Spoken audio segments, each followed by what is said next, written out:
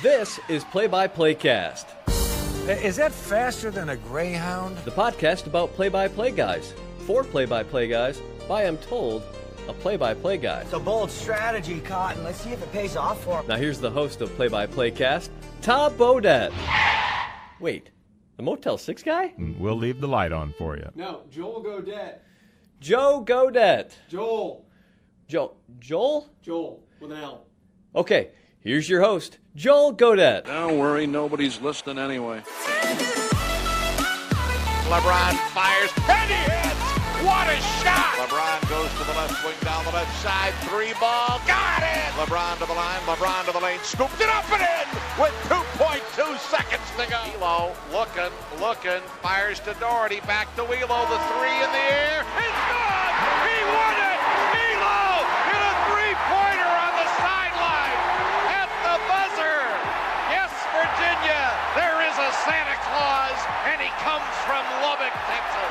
Episode number 88 of Play-by-Playcast is one that really needs no introduction. Thanks as always for the subscribe or the download. Hey, the rating or review if you have a couple of seconds, wherever you listen to this podcast, be it on iTunes or on Stitcher.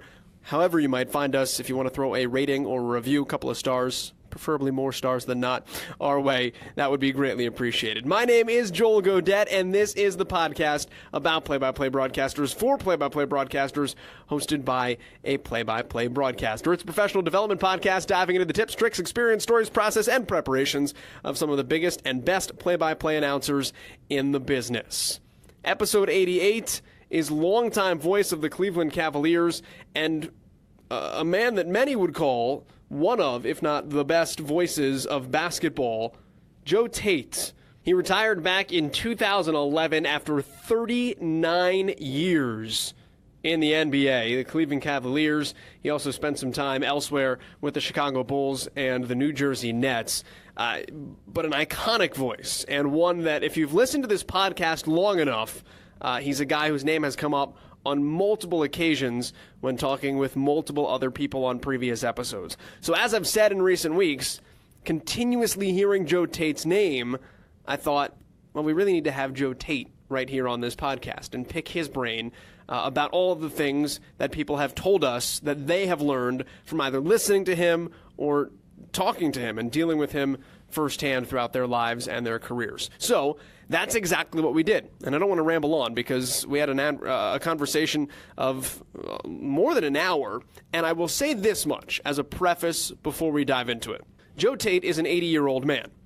Podcasts, of which this is one, fairly new technology. Joe Tait did not know what a podcast was the entire time we did this interview. He didn't even ask. I just said at the very end, thanks for being on this podcast, you'll hear it. And he said, you're welcome. I don't know what a podcast is, but this was fun. So for all the times on this podcast that I thank guests for taking the time out of their lives to talk to me and to talk to us for this show, Joe Tait both agreed to this interview and then spent more than an hour of his time talking to us for this interview without knowing what a podcast was. That's like next level dedication to being a guest here on Play-by-Playcast, and I'm super appreciative of it. So with that being said, let's dive right into it with Joe Tait, 39 years of the Cleveland Cavaliers.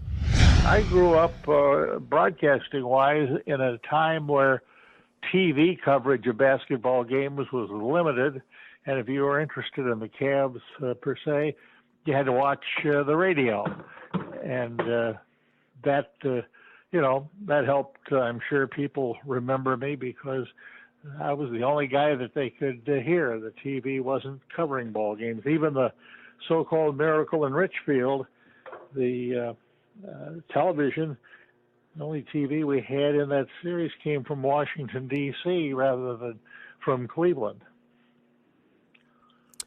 Describe your style. What did you do to approach a basketball game? What was good radio basketball play-by-play to Joe Tait? I always felt painting the picture, the biggest thing you had to do.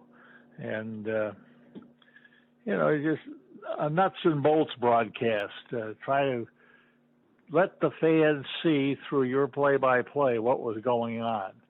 I always felt the announcer did not have to work hard at trying to convince people that he was the expert or he knew more than they did.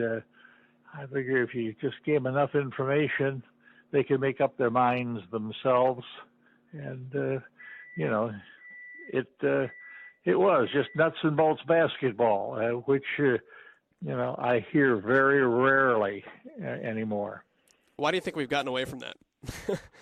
TV.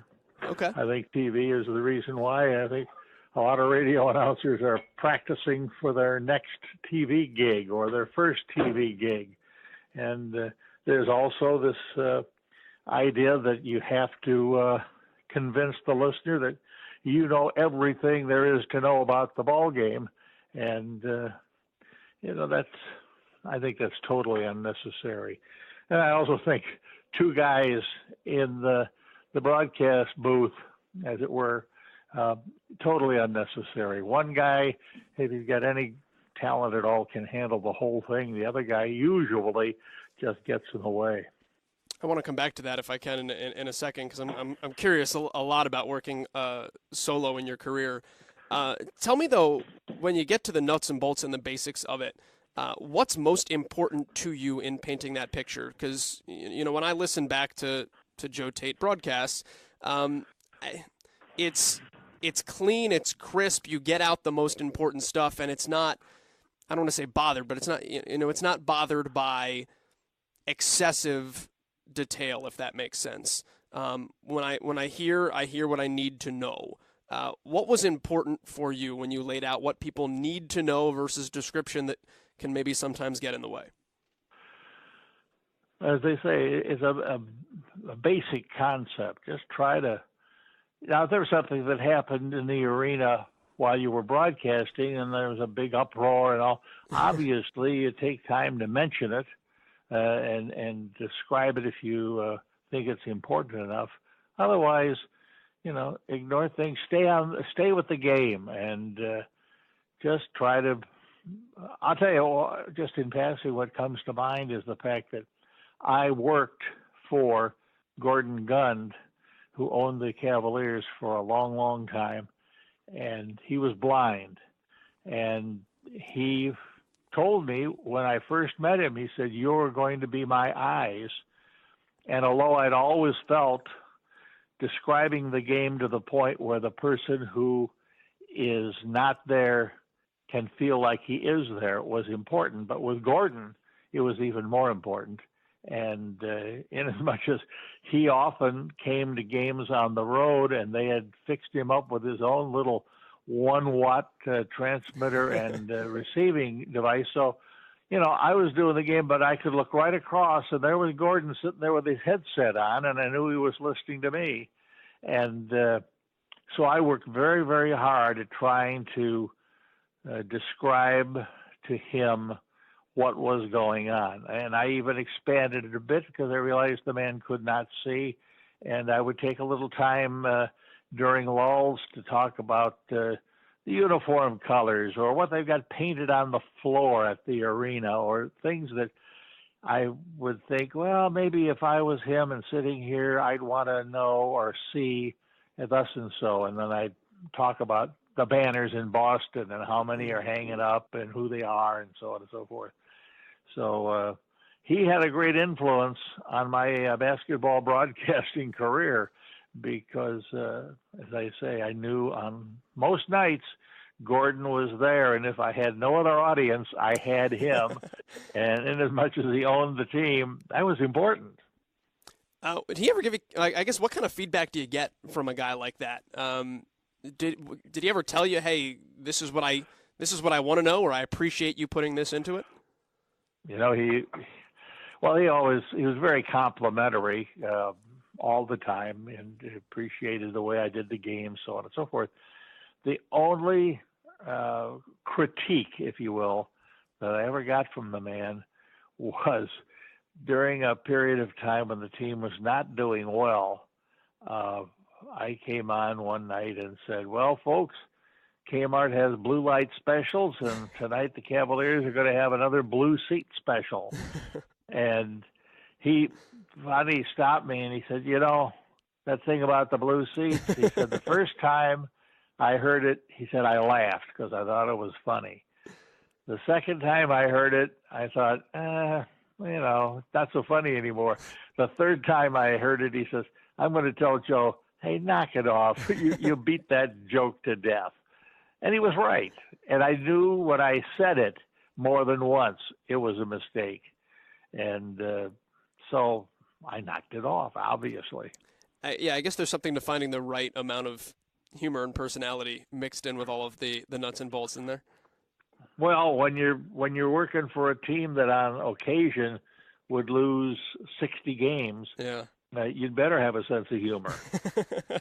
Well, let me get into that a little bit because I was reading the story you talked about. I think in your book too about when you got the Cavaliers job, and Bill Fitch had said that when he was listening to you at Monmouth, you could make a 60-0 blowout sound like a 6-6 tie. Yeah, that was his line. What kind of skill went into that for you? I enjoyed the game to the point where I was having a good time doing the game, even if the game itself was not exactly a thing of beauty. And so I did. I had a good time. And, the school you mentioned, my old alma mater, Monmouth, in the years that I broadcast for them while I was in college,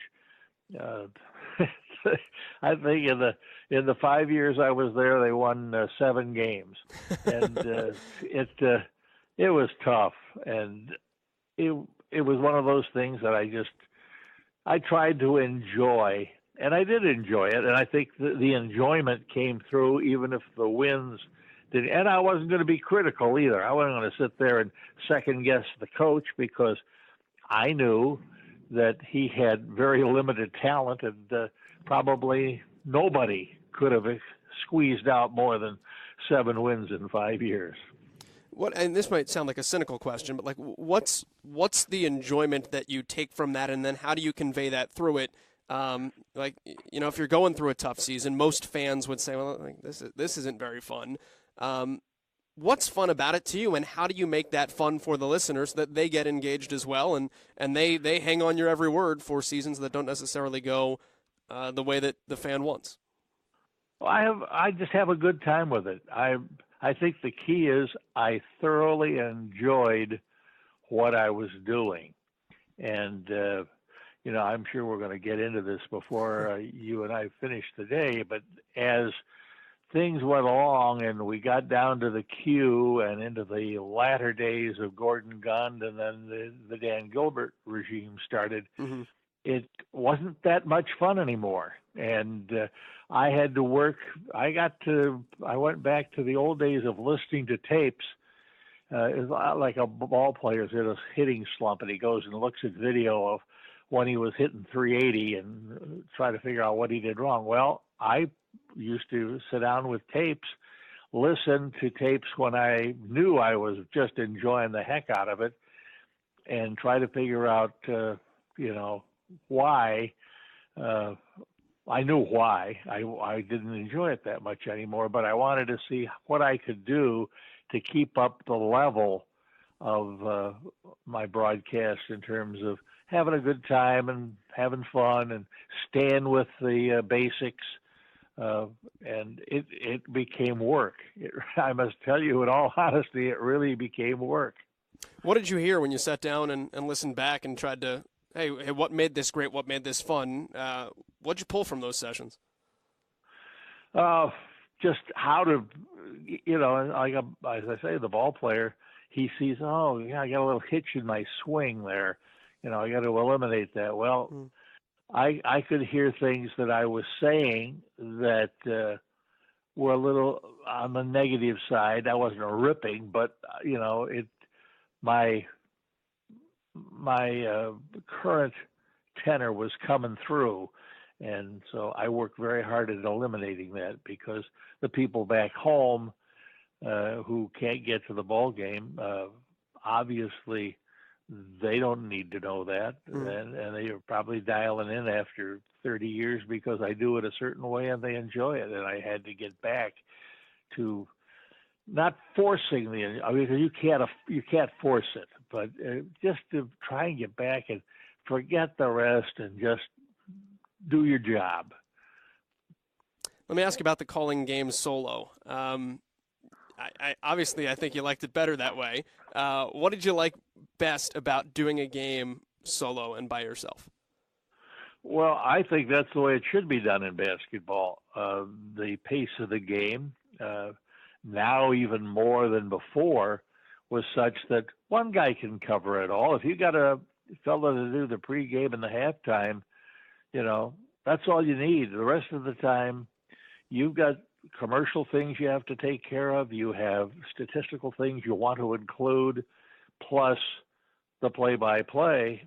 And I also believe, and I think it's honest, that unless you're in prison or in hospital, you're not probably going to listen to all 48 minutes of any broadcast. And so I try to, during timeouts, just go back and bring up to speed. Like, the Cavaliers had a 20-point lead and blew it, and now they're back in the hunt again, so on and so forth. Just trying to, I think all too often, I know it drives me nuts at times. I turn in a ball game, and it's in the third quarter, and the score is 47-46, and at 47-46, well, first low score, I wonder what's going on. Well, nobody usually takes the time to tell you what happened that got you to 47-46. They're too busy trying to figure out who the coach should be playing, who they should insert of the game, and other bits and pieces that I think have no point in the broadcast. I think, and this is me speaking for myself, like I know my weakness, is particularly when it comes to a basketball game, is watching the game with a certain degree of smartness, for lack of a better word. And I could never coach basketball, basically. So I can watch it, I can see it, I can see basic things, and I can describe what I'm seeing, and I understand, what our team is trying to do, etc. But what I love having the analyst for sometimes, just for me, is that I know that they really in depth know the nuts and bolts of what they're seeing and why things are working. As a guy that worked solo for so long, I guess, is there advice that you would have in terms of watching basketball smarter and the things that were most important for you to pick up on from the analytical side that helped paint a better picture for your listener? Well, first of all, I think you're a very lucky man if you have an analyst who really knows the nuts and bolts of the game and then can describe it to the fans in the broadcast in a rather limited amount of time. Those people are rare. And as I say, if you have one, you're lucky. But most analysts, quote unquote, are either they really know the game and don't know how to say it, or they really don't know the game, but they'll run their mouths ad infinitum. So, it's the guy at home, he either knows nothing about the game and is just rooting for the old Cavs, or he's a guy who really likes basketball and will, analyze. If you give him enough stuff, he can do his own analytical work. And it's just a question of stay with the picture. And radio, the announcer is the camera, and he is the guy who, has to describe the whole thing.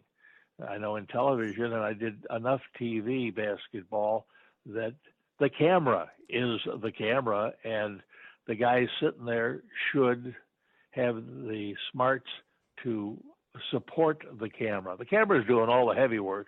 You're just there to kind of touch up the picture. That does not happen a lot, but that's the way, in my mind anyway, that's the way it should be. And I'm with you. I couldn't coach basketball. I did coach basketball 1 year, many, many years ago in a church league. And even at that level, it wasn't a lot of fun because you still have to deal with the egos and with there are basics that come at every level of coaching that you either have the ability to deal with it or it's going to drive you nuts. And I did not enjoy the coaching at all. And so I have an affinity for coaching, and I don't want to bring up, I may be sitting there and it's very obvious to me that he made a mistake, but I'm not going to just flat out stop and say, Tyronn Lue made a mistake and here's what he did. And no, I'm not going to do that. I figure if I keep describing the game adequately, people at home are going to know that Tyronn Lue made a mistake. And that's the way it should be. Just, stick with the nuts and the bolts. And it just doesn't happen much anymore. And there's also other factors too. The game, people said they were flabbergasted when I was offered a championship ring and I refused. I said, look, that's not my team. My team, if they're passing out rings for an announcer that, lost twice as many as he won, I'll take one because that's what I did. But I didn't want a ring for a team or from a team that, although I was really thrilled they won, very happy, I was not going to involve myself in it after the fact. So that's why I did it. And the game has changed so much. Not only wasn't that my team, that wasn't my game either. I watch ESPN on occasion when they do the highlights of the previous day, and invariably when a basketball highlight shows up, the guy who was going to the basket and doing a tremendous slam dunk has traveled. I mean, he should have packed a suitcase for that trip down the lane because he traveled, but they let it go in this day. The game, has picked up into three-point shooting. The three-point shooting is phenomenal, and it's also ridiculous. It takes, for my thinking, it takes a lot away from the game. The other night, I guess I have only seen 2 Cavalier games, and they've both been on TV. And the other night, they told me that Cleveland beat somebody. I don't even remember who it was, but the three-point shooting in the game was something like 20 out of 59. Well, I'm sorry, that's not very good basketball. I guess the Cavaliers won the game, but watching guys shoot 59 times from three-point country, forget it. That's why I've enjoyed doing the high school basketball that I've done because, the three-pointers, sure, they shoot three-pointers, but they're not shooting 59 of them a night. There's a little more basketball involved at that level than there is in the pros anymore. It's a new game, and I'm glad I'm not part of it. Yeah, tell me about the stuff that you've enjoyed since. I know you've done the high school stuff, and I saw as well where you talked about the fact that you've done some Mount Union football was one of the most enjoyable things you've ever done. Absolutely. I did Mount Union football for 31 years on television, and I was down there long enough that when I retired, they gave me a actual Mount Union helmet that had obviously been used in combat because it had marks on the helmet. But that was a thrill, and that's because they're playing for fun down there. Yeah, they know with very few exceptions, none of them are going to make the pros. And but they all may become bankers or doctors or psychiatrists or whatever. That's really what they're in training for, and their football or whatever sport they involve themselves in at Mount Union is strictly for fun. And Larry Karras, he created a machine down there But the big thing about Larry was not only did he have really good football players, he had really good people and people who went on to bigger and better things in their lives for the most part. So his whole philosophy and program down there could be studied by people who study such things, and they would realize this man was a very talented man. And that Saturday afternoon at Mount Union, I enjoyed that more than I enjoyed anything else I've done. Those are probably fun stories to tell, too, of those kids, and enjoy that side of a broadcast in terms of diving into personalities and people and painting the personal picture. It was nice. The night I retired, Larry Karras, it was part of the football banquet. Larry rounded up a guy from each class that I had broadcast for at Mount, and brought him back. We had a big round table, and there were about 15 guys sitting there who had all played at Mount and now had gone on to bigger and better things. But they all were sitting there talking about games that they played when I was broadcasting and listening to the telecast and all that. And it was like on the road with Charles Kuralt. It was a really enjoyable time. And I hadn't seen almost all of those guys. I had not seen them since they played at Mount Union. And they were all doing very well in other avenues. When I found out I was going to be doing this interview with you, I've had Michael Regai on the podcast before, and we cross paths a lot doing stuff with the Mid-American Conference. So I gave him a ring and I said, Michael, what do I need to ask Joe Tait? And one of the first things he said was to ask you about the story of how you first got to the Cleveland Cavaliers. And I know I mentioned the Bill Fitch comment earlier, but it's a lot of times on this podcast we talk about there's no one way to get to where anybody is, and I loved reading about and kind of listening to some other stories and interviews you had mentioned getting the Cavaliers job. So can you kind of diagram for me exactly how you go from Monmouth in Illinois to the big time of the NBA?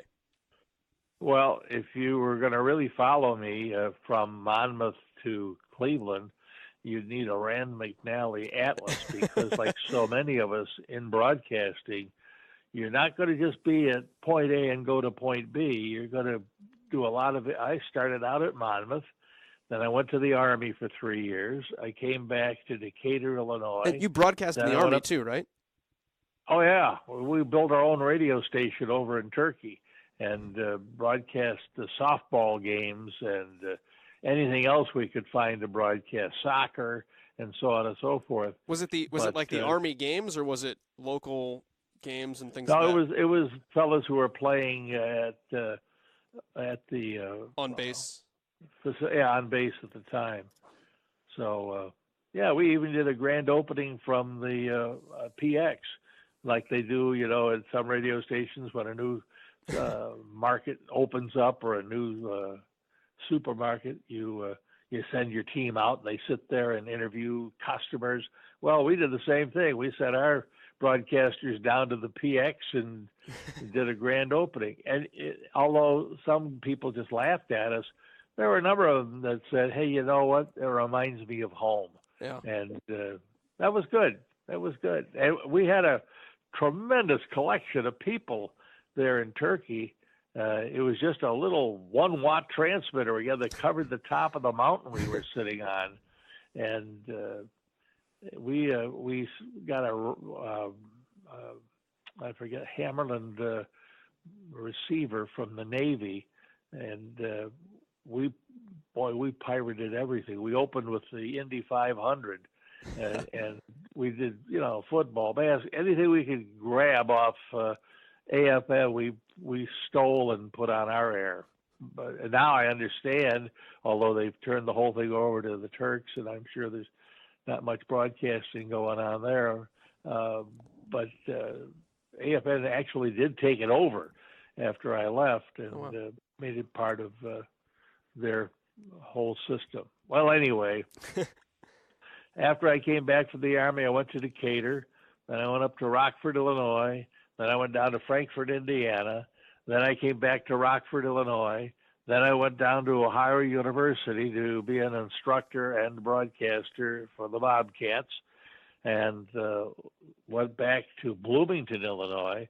Then from Bloomington, Illinois, down to Terre Haute, Indiana. And it was in Terre Haute that I actually got my break courtesy of Bill Fitch. I was the station manager. I figured this was about as far as I was going to go.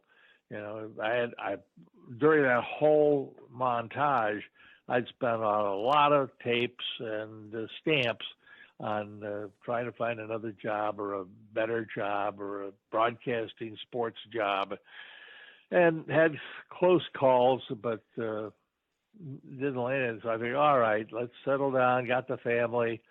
We'll just settle into Terre Haute. Well, picked up the paper one afternoon sitting in my office, and in the agate type, which is the only thing I really read in the newspaper anymore, in the agate type, they said Cleveland, new franchise in the NBA, has selected Bill Fitch as their new head coach. Well, I knew Bill very, very well from my days in Monmouth when he coached at Co.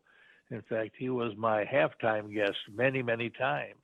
So I just dropped him a note and just said, hey, I know you're going to do well. I wish you all the best, you know. And at the bottom, I put, by the way, if you ever need anybody to make a 66-0 blowout sound like a 6-6 tie, let me know. And just sent him the note and forgot about it. And then all of a sudden I get a phone call from Fitch, and he says, you want the job? And I said, well, what do I have to do? He says, come to Cleveland. You're going to tape the first home game, and then Nick Maletti, the owner, will listen to the tape. If he likes your stuff, why, you got the job. And that's exactly what happened. And ironically, Joel, the kicker to it was I went back to the hotel after Dick told me I was his guy and he was hiring me. I went back and I called back to Terre Haute, Indiana to tell him that I wasn't coming back. And the lady who answered the phone says, it's a good thing you're not coming back. They just sold the station. I forget what the outfit was, but he's already told everybody that he's going to clean house and bring in a whole new staff.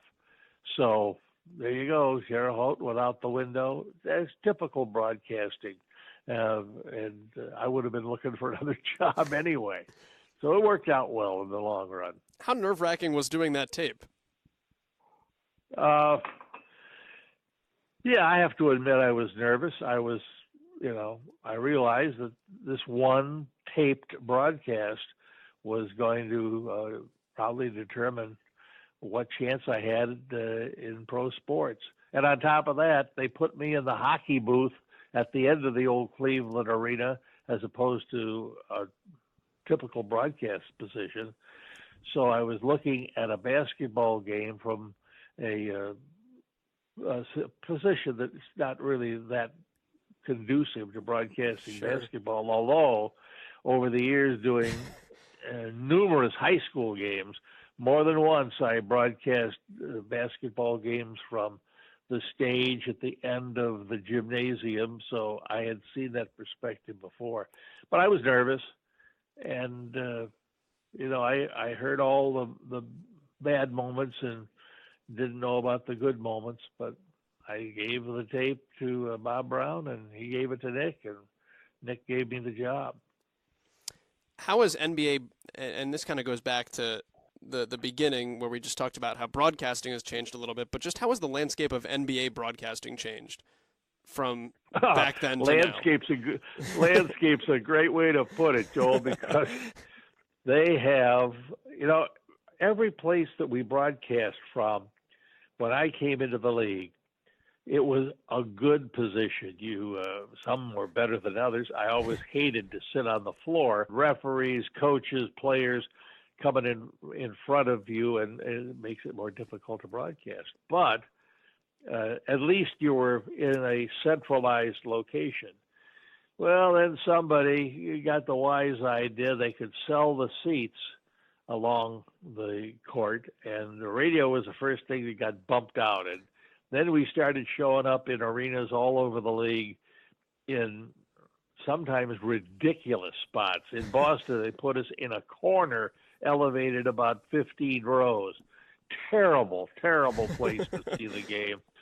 I mean, to the point where I can recall the first night I worked there, if somebody took a shot out of the far corner, you couldn't see them because the basket standard blocked your view. And sure enough, somebody from Boston launched a three-pointer out of the corner, and I just said, that three-pointer made by a player who will be named later. So and now some of the places are absolutely ridiculous.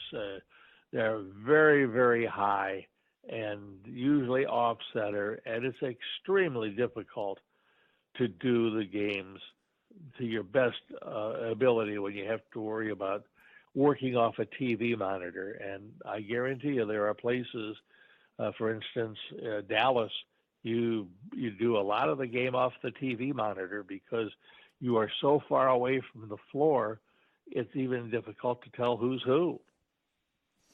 One of the other things Michael told me to ask you about was, and this is something he's done too, was the football-basketball relationship, the basketball-baseball relationship, and doing both simultaneously.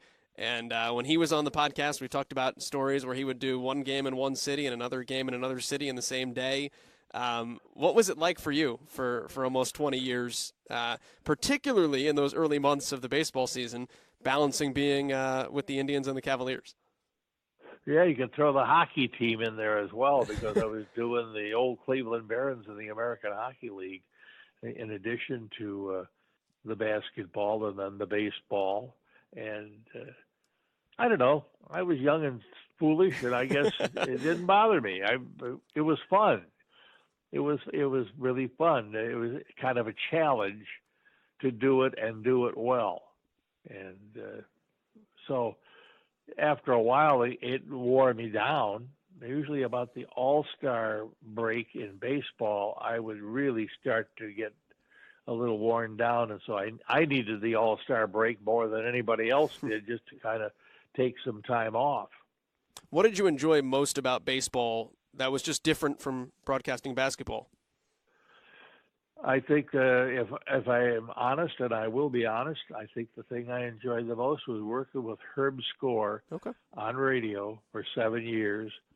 That man, God rest his soul, that man was an encyclopedia of baseball knowledge.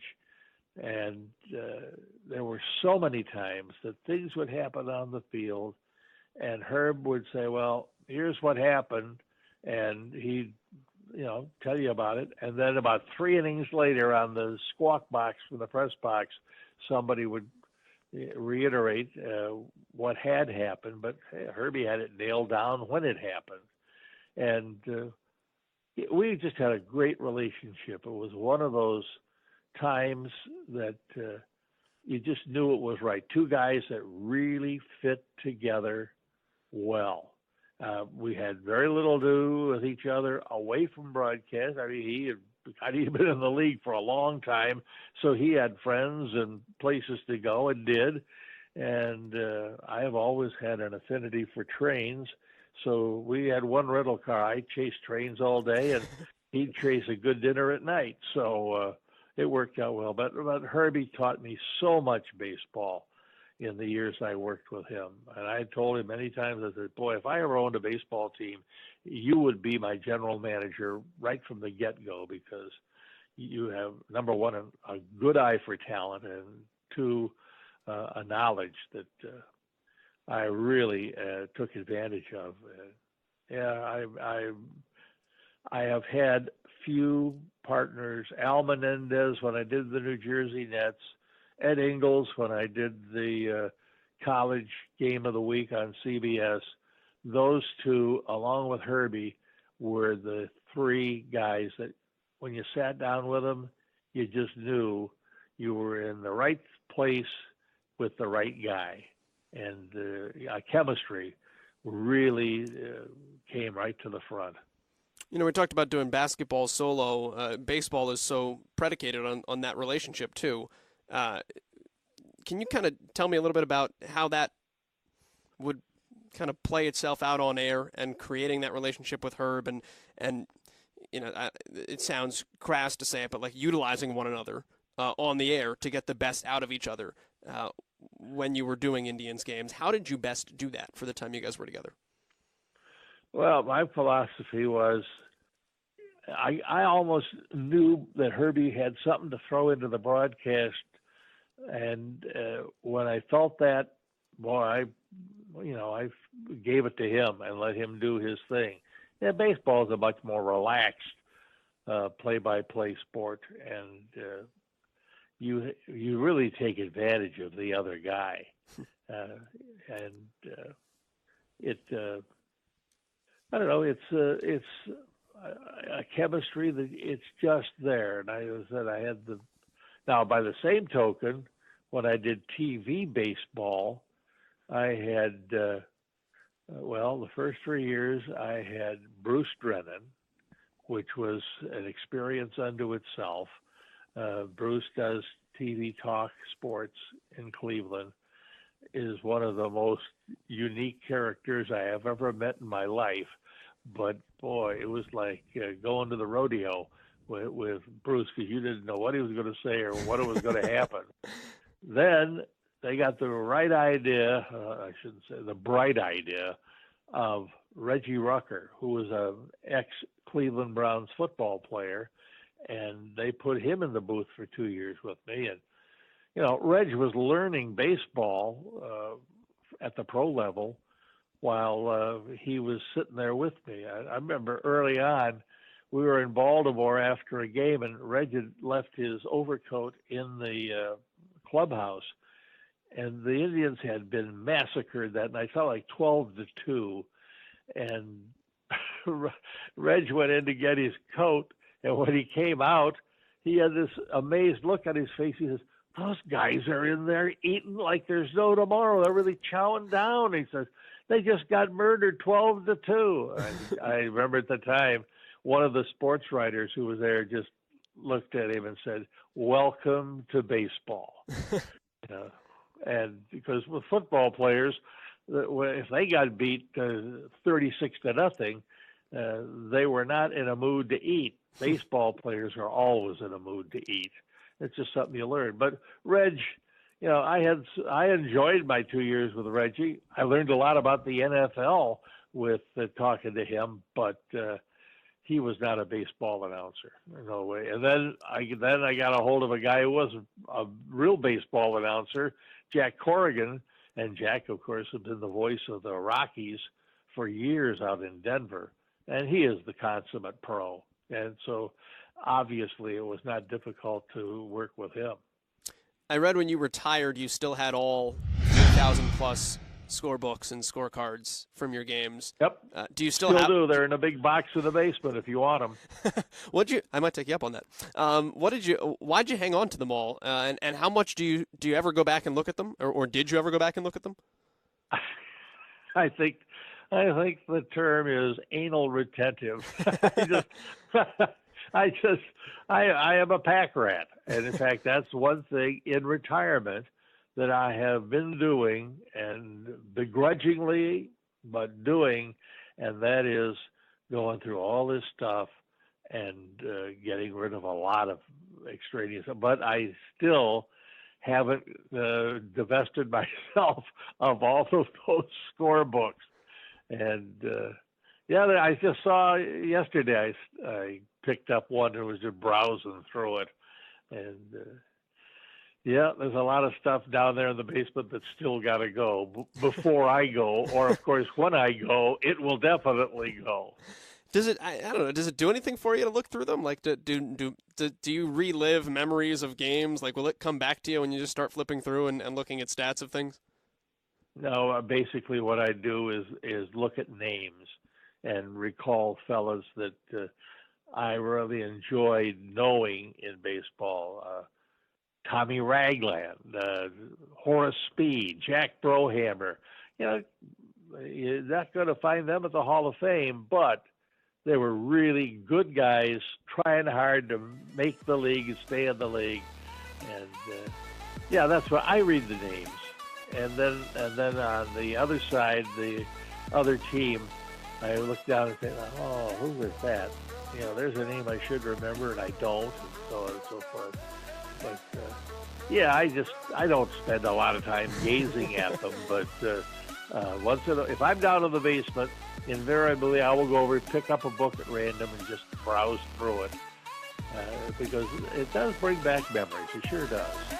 The young buck in me would say, what was it like to broadcast games with LeBron James? But I'll expand that.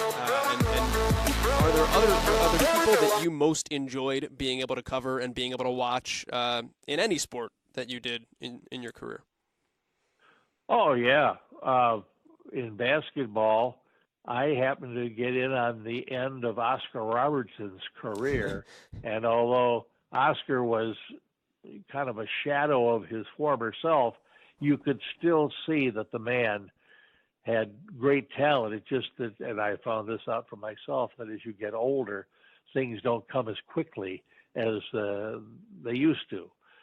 So I saw Oscar at the end of his career. Julius Erving I thought was fabulous. Michael Jordan, outstanding. The one little asterisk there is I used to have supper with Michael's dad in the press room at Chicago. Interesting man, and a guy who really didn't let Michael go to his head. And, tragically he was murdered. But how did you come to have those dinners? He was there, and I sat down with him. He looked like a nice old man, and I just sat down and introduced myself. He introduced himself. In fact, the first time he introduced himself, he just gave me his name, and dummy me, I didn't take it any further. Nice guy. We just sit and I think we were talking about the weather more than anything else.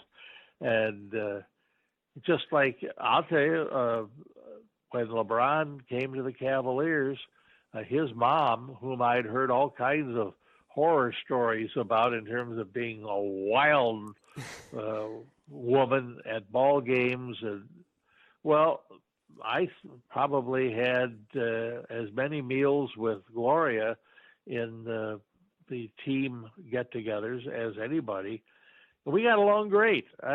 She was funny. She was a good gal, and in fact, on my 3,000th broadcast, they made me come down and sit on the floor because they were going to, give me something at halftime. And so at halftime, my family and all were upstairs in one of the loges, and my son looked out and he said to my wife, he said, "Gene, look at that. There's a lady sitting in my dad's lap."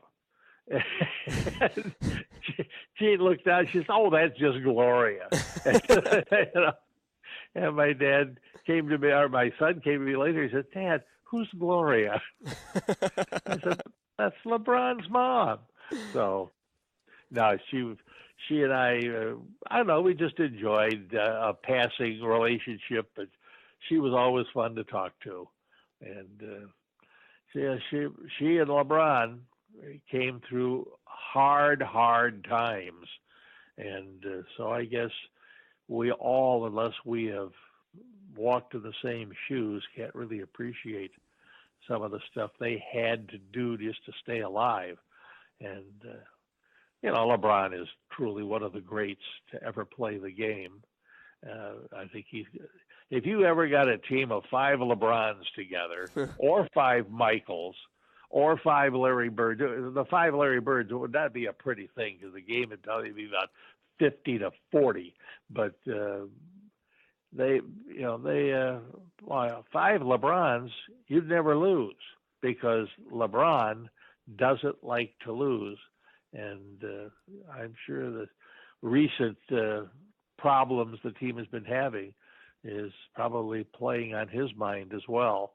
And we'll just have to wait and see how all that plays out. There's a lot of rumors and speculation, but LeBron was fun to watch. I mean, that performance he put on in Detroit when in the playoffs, when he just went crazy, or 24 out of the last 25 points, regulation and overtime, to beat the Pistons virtually single-handedly. That goes right in there with the night Julius Erving took a game over against Cleveland in the third quarter and scored 27 points and just was phenomenal. The only thing that happened in that Philadelphia game was everybody stood around and watched the doctor. And when it was over, yeah, he got Philadelphia the lead, but everybody else was out of sync, and Julius was tired, and the Cavaliers came back and won the game in the fourth quarter. You know, if I can ask you another technical question, when you talk about, you know, the relationship with, you know, Gloria and having dinners with, you know, Michael Jordan's dad and just getting to know the guys and the people, you know, LeBron's background and all of that. One of the things I wanted to ask you earlier that I skipped over, you know, I found a quote from Fred McLeod where he said you were really good at real storytelling. How would you tell stories most effectively and weave them into a broadcast, particularly in basketball, when you don't really have a ton of time? The stuff I'm telling you, for the most part, never made the air as far as I was concerned, because there wasn't really time for me. You know, I have somebody down on the floor writhing around in pain, and they're bringing out the stretcher. then you can turn into a storyteller. Yeah. But you know, I don't know.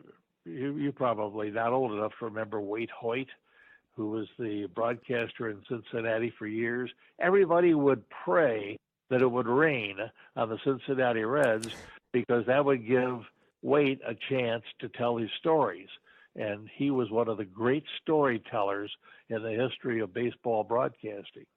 But as far as I was concerned, in baseball, I tried to pry something out of Herbie, because he was the guy that had the stories to tell. Yeah. And I was with him for about 4 or 5 years before one time he astounded me by, we were talking about pitchers hitting home runs, and he told me that he'd hit 2 home runs off Gaylord Perry when they were in the minors together at San Diego. And I never heard that story before. Of course, I went down and I asked Gaylord, and he said, yeah, he was lucky or something like that. But, you know, that's a neat piece of baseball lore that can make the broadcast and help to make it a better broadcast. What are you most proud of, looking back at all of it? Like, I mean, what sticks with you most? Well, I think, ironically, the 2 things that stick with me most was the first time I went into Boston Garden, the old Boston Garden, and I walked in right when we got there on the bus, and I walked into and I looked at that parquet floor and that tired old arena, and I realized, by God, I'm here. I made it. Because back when I was a kid, the only time you saw the NBA on TV was on Sunday afternoon in the championship playoffs, and Boston was always playing somebody, L.A. or Philadelphia, whatever. And that parquet floor was, boy, just the thing that you remembered most about the scene. And then when I walked into that arena and actually stood on that parquet floor, I just had a great feeling of, by God, I finally got here. And at the end, the last broadcast, when I walked out of the queue, and I told my security guy, I said, hey, just hold on a second. I just want to turn around and take a look at this for the last time. And in standing there in front of an empty arena, it did bring back a lot of memories in a hurry. It was a fast forward on the videotape in my mind. But those 2 things I remember vividly, and probably will for the rest of my life. There are just so many. So when you're in a basketball situation for 40 years, you remember so much and you forget so much. because the year I had with the Jersey Nets was a phenomenal year because they came out of nowhere to make the playoffs. And the year I had with the Chicago Bulls was horrible because their coaching bordered on idiotic, and the team it was a very young team, and it floundered and died a miserable death. But there's another guy I worked with that saved the day, Johnny Red Kerr, who had played in the NBA and with the Bulls. Boy, John could save a broadcast. We did TV, and you get old John cranked up. He could tell you stories and rock the room, and as I say, save more than one broadcast when you're looking at that mess on the floor saying, good Lord, how am I going to get through this? How long did you stand there on your way out of the queue and just look back? Probably 10 minutes. Oh, wow. Yeah.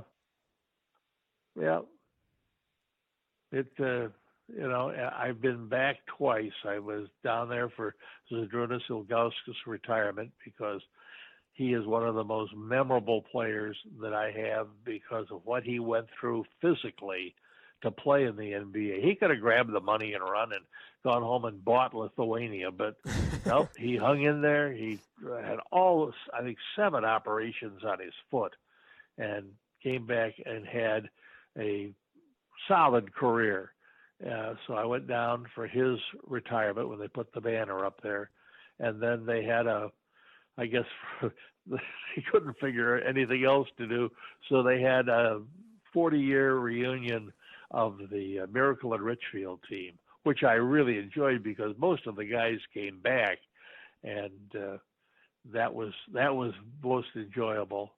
But on both occasions, I didn't stay for the game. I just came in, did my thing, and got out of there.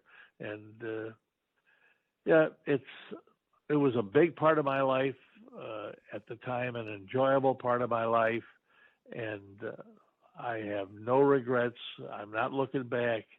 To say I've seen him play twice on TV in the 7 years I've been gone, and one was the 7th game when they won the championship, and the other one I watched them play Golden State here a couple of weeks ago as we're taping this, and I thought, here's a team with some serious problems, and evidently haven't solved those problems yet.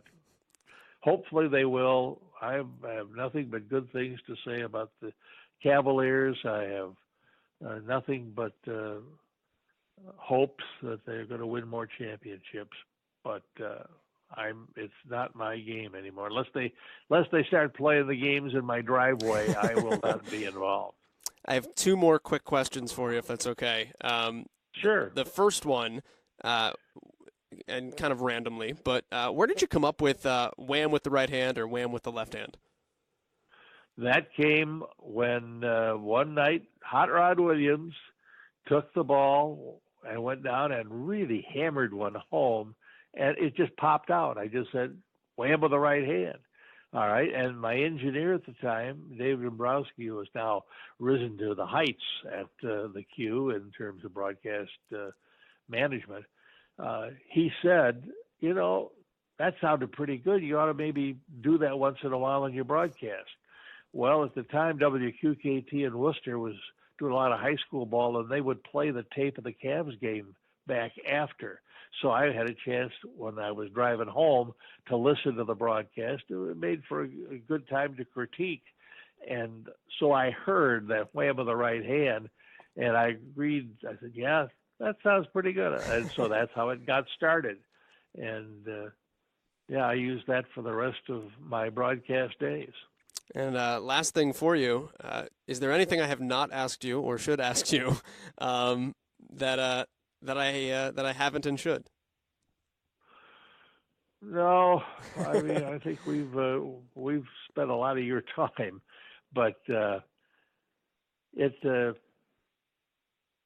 such that the broadcasting part, that was easy. All the stuff that goes with it was hard in terms of finding the right job and moving around and trying to get a break.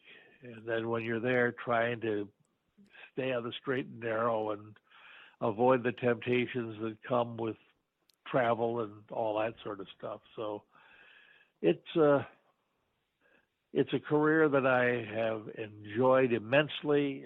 I just realized the other day that I was actually in broadcasting for 60 years. Wow. And that scared the heck out of me. So I've enjoyed it.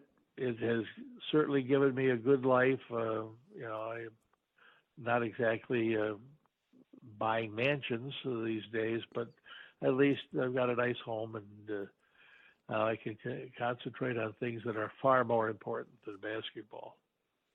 Well, Joe, this was immensely fun for me. I mean it in all sincerity. I mean, literally, countless guys have mentioned your name when I've talked about influences, particularly the basketball guys, on this podcast. So I don't know why it didn't click earlier, but I was like, I should reach out and see if I could pick Joe's brain. So when you said yes, I was thrilled, and it was fun here for an hour to hear what you had to say. So thank you for doing it.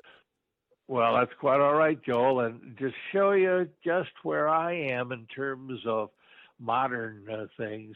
I have no idea what a podcast is. So you say we're doing a podcast. The only pods I know had peas in them, and I know that's not what you got there. So whatever a podcast is, I hope it works out well for you, and that one of these days somebody could be interviewing you about your rise to fame and fortune. What an absolute treat to have Joe Tait here on episode 88 of Play-by-Playcast, and good just to hear. I love the perspectives of people on this podcast and the basic approach of here's what you need to know when calling a basketball game, and that's what I'm going to tell you, and not getting bogged down in a lot of the gunk that surrounds it, but just being really good at describing what you see and letting the description of what you see tell the story. Being so good with your description that it tells the story itself. And that's one of the things that made Joe Tait really great, and super excited that we were able to sit down with him for the amount of time we did for this podcast. And again, uber appreciative of the fact that he did it without knowing what a podcast was. So I cannot thank Joe enough for being our guest here on episode 88. Listen, I reach out to a lot of people for this podcast that I've never met before, and they take the blind leap of faith of like, all right, sounds cool, I'll give him some of my time. Not only had I never met Joe before, he didn't know what he was coming on. So I can't be more thankful that Joe Tait gave more than an hour of his time here for Play-by-Playcast. As always, find us on social media. We are at PXPcast. I am at Joel Godet, JoelGodett, or you can email me, jgodett@bsu.edu. If you have thoughts, questions, comments, concerns, if you want to be a guest, whatnot, hit me up on social media or via email. And we are back here next week for episode 89 of PXPcast. Until then, see ya. Hit it, Marshmallow. We are out. And that will do it from St. Louis, where the score is inconclusive.